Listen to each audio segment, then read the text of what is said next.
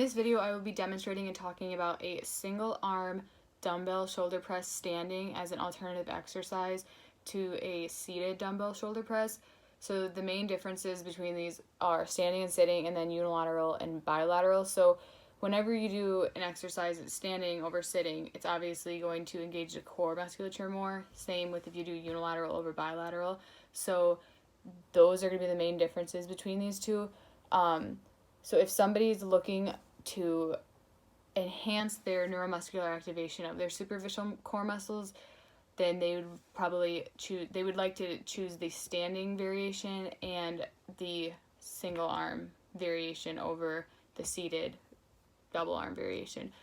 Also, something to keep in mind with that is you want to make sure that if you are doing the standing variation and the unilateral variation, it's going to be a progression in terms of core strength. So if you're not able to maintain proper form, it might not be well suited for you. And then another thing to keep in mind with strength development is based on the bilateral facilitation response, higher trained individuals shouldn't use unilateral training methods for strength development.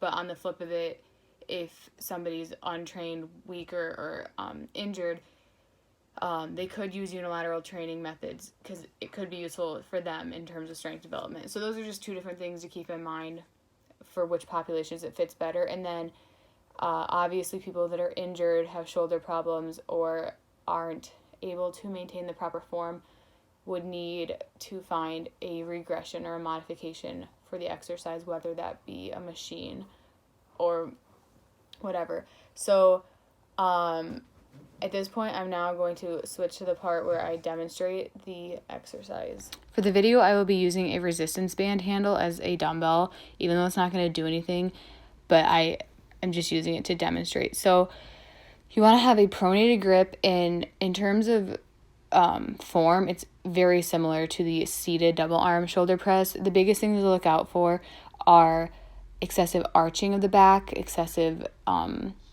swaying side to side or back and forth of the torso and core. So you want to make sure that the athlete understands how to brace their core, pull that rib cage down, and have good form throughout the entire movement. So that should include feet about shoulder width apart, knees slightly bent, and as they press up, just like in the seated position, they are pressing until their elbows are fully extended. And when they return downward, they'll go until the dumbbell is about to their clavicle level. And throughout the entire movement, they want to make sure they maintain a stiff wrist, and as I mentioned earlier, proper core musculature engagement to prevent excessive swaying and arching of the back.